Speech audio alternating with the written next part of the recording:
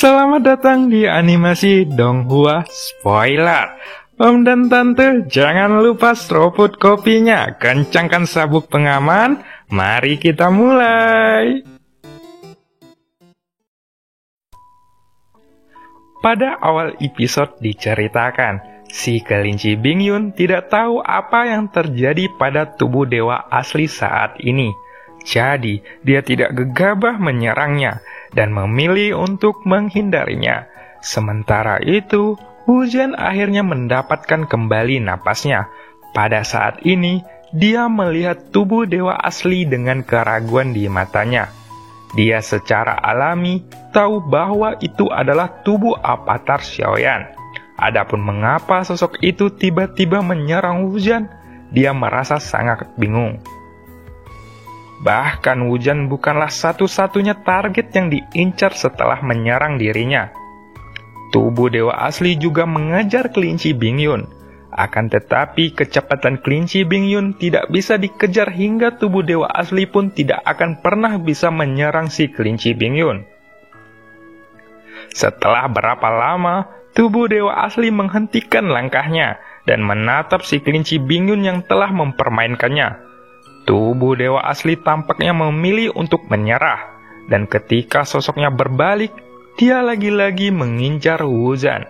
Lalu ketika tubuh dewa asli baru saja menyapu ke arahnya, Wuzhan dengan cepat melarikan diri ke sisi yang jauh sambil tersenyum masam. Namun kecepatan tubuh dewa asli ini jelas lebih cepat daripada Wuzhan.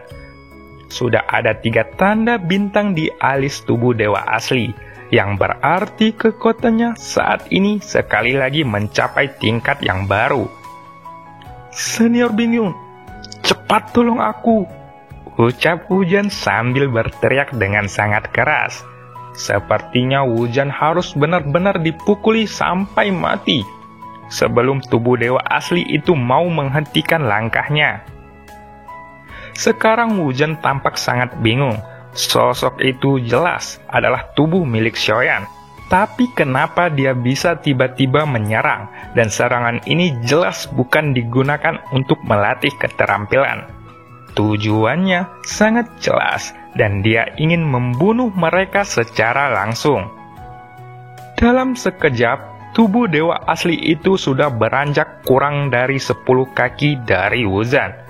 Dan sosok Wuzhan juga telah memasuki jangkauan serangan dari tubuh dewa asli.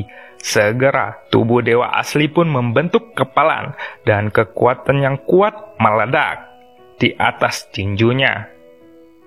Detik-detik berikutnya dia meninju Wuzhan, yang tengah melarikan diri dengan sangat cepat di depannya. Wuzhan tidak akan bisa menahan kekuatan dari pukulan ini. Bahkan jika dirinya menggunakan semua kekuatan keabadiannya, pukulan itu tetap tidak mungkin untuk dia lawan. Tetapi, tiba-tiba bayangan indah melintas di depan Wuzhan, dan bayangan putih besar menghantam tubuh dewa asli dalam sekejap mata. Dengan suara ledakan, Wuzhan melihat bahwa tubuh dewa itu langsung dipukul mundur oleh bayangan putih, dan dia ditembak sampai ke dasar lautan hitam. Ternyata, bayangan putih ini adalah sosok kelinci Bingyun yang terlihat seperti sosok manusia. Adapun sosok indah itu secara alami adalah bentuk manusia yang diubah oleh kelinci Bingyun. Untuk beberapa monster seperti Longyan, tubuhnya memang lebih kuat. Tetapi untuk monster yang memiliki darah lainnya, bentuk manusia akan lebih kuat daripada tubuh aslinya. Tidak ada keraguan tentang ini, bentuk manusia adalah bentuk tempur yang paling sempurna. Tubuh ini sangat fleksibilitas, dan kekuatannya dapat dikeluarkan sampai titik tertinggi. Pandangan mata Wuzhan juga terpaku pada pemandangan itu. Namun, dia masih tidak lupa untuk melesat ke belakang agar menghindari serangan. "Senior Bingyun, ada apa dengannya? Kenapa dia tiba-tiba menyerang kita? Apakah karena dia terlalu lama berkultivasi sampai menjadi terobsesi?" tanya Wuzhan dengan bingung. "Tidak, tidak ada yang tahu teknik apa yang dilakukan pembunuh ini.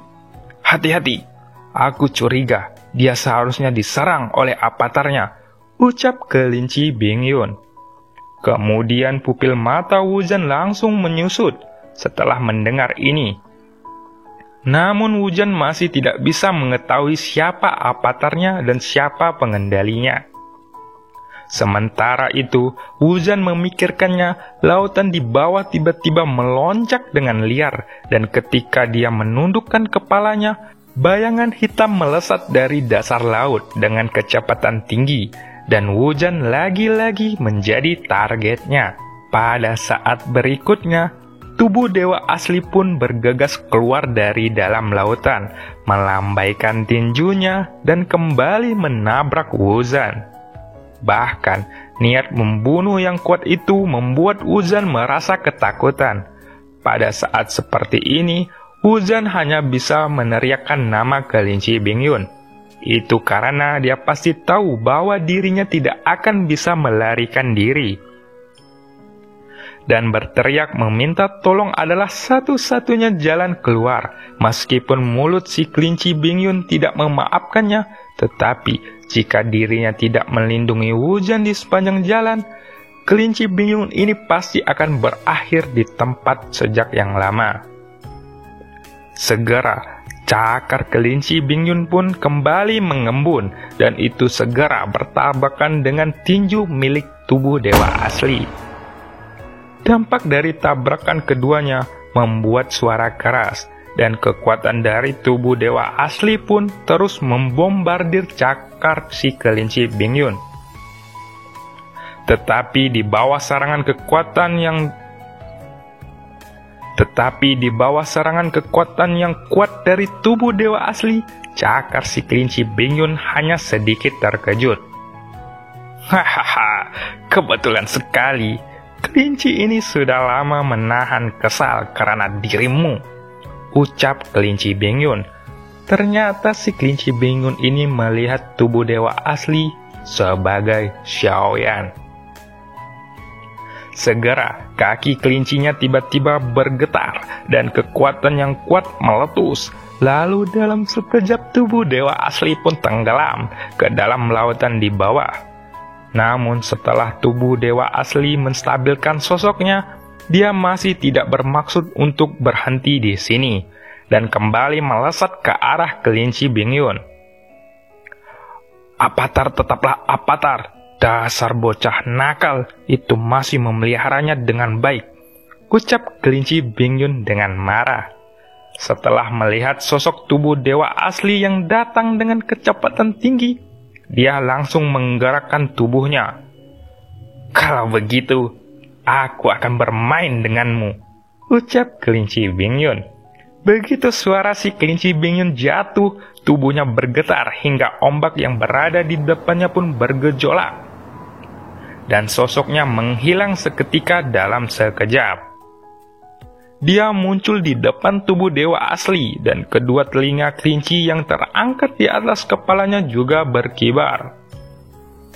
Segera, pupil mata dari tubuh dewa asli pun menyusut, dan tinjunya menghantam kelinci Bingyun. Di sisi lain, kelinci Bingyun tidak tergesa-gesa. Telapak tangannya direntangkan, dan dia menggunakan telapak tangannya untuk menghadapi tinju yang kuat dari tubuh dewa asli. Namun di telapak tangan si kelinci Bingyun, udara dingin yang kuat menyebar, dan tinju dari tubuh dewa asli itu sudah mendekat.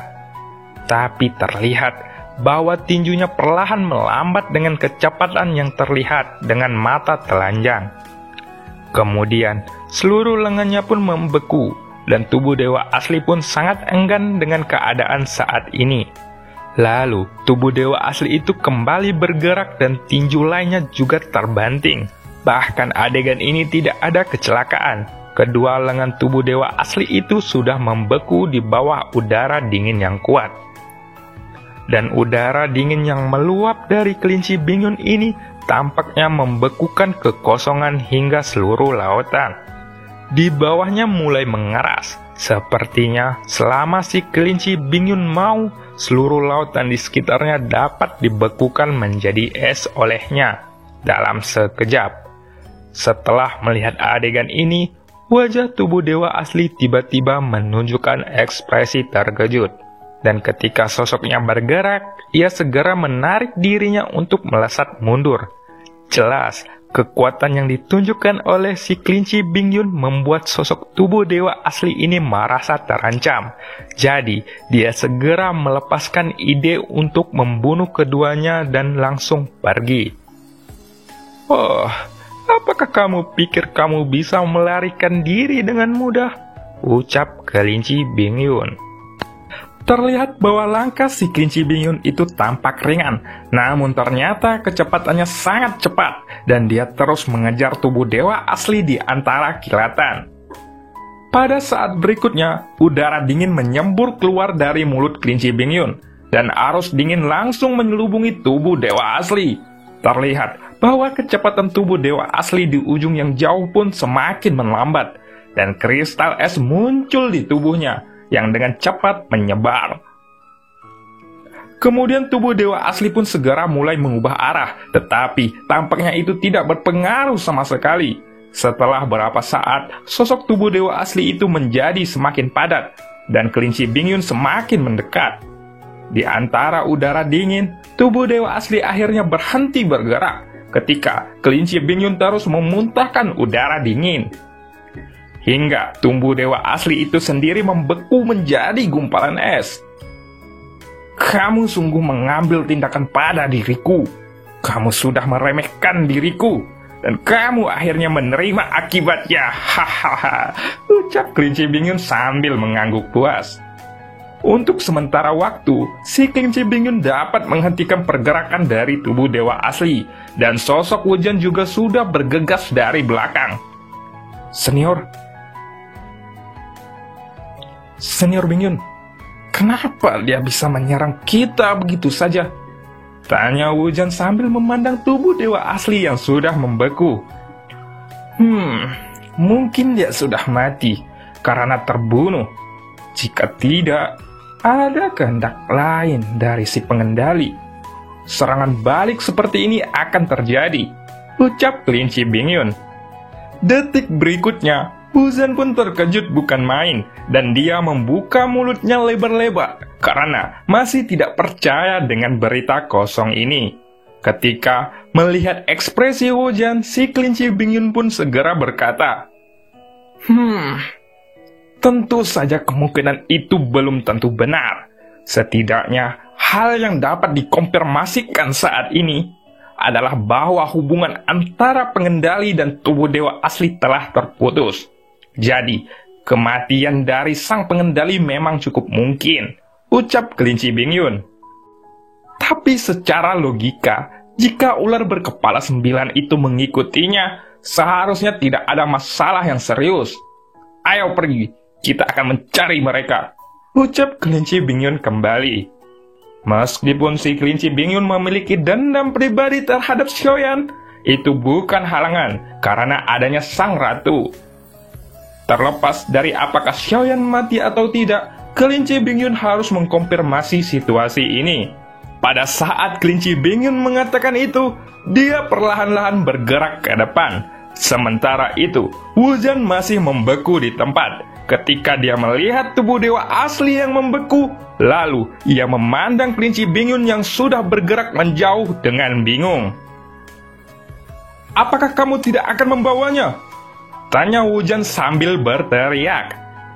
"Tentu saja, kamu yang harus membawanya. Tetapi, jangan biarkan dia melarikan diri. Carilah tali. Kamu bertanggung jawab untuk membawanya pergi," ucap kelinci Bingyun. Setelah memakan waktu yang cukup lama, terlihat bahwa si kelinci Bingyun terus mencari jejak Xiaoyan di depannya. Dan Wujian sudah mengikat tubuh dewa asli dengan tali. "Senior Bingyun, aku punya pertanyaan. Apakah es ini tidak akan mencair?"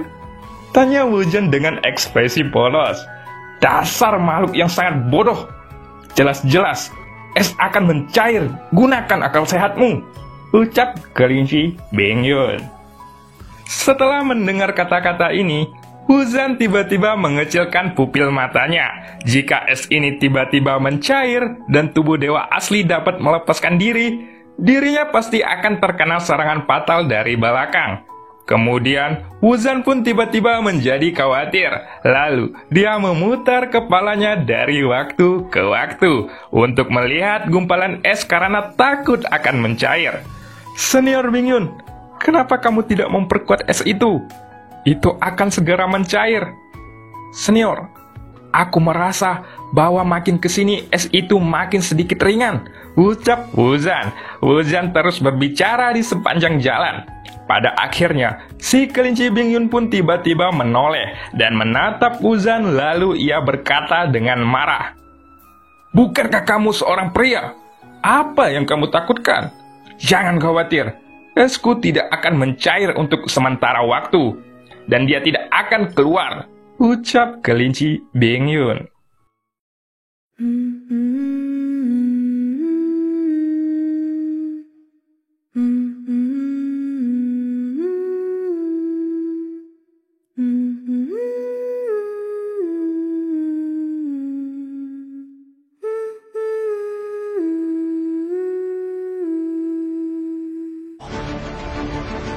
一旦被他们锁定了位置，我们俩都会性命堪忧。所有的阴阵，只为了这一天，我已经等待了太久。今天若是你能够安然无恙地走下擂台，萧炎从此不再踏进迦南学院半步。他迟早会发现的。既然如此，就给他一个惊喜吧。今天我不会让你们两人彻底的闭上嘴。就算他还活着，你们之间也绝不可能。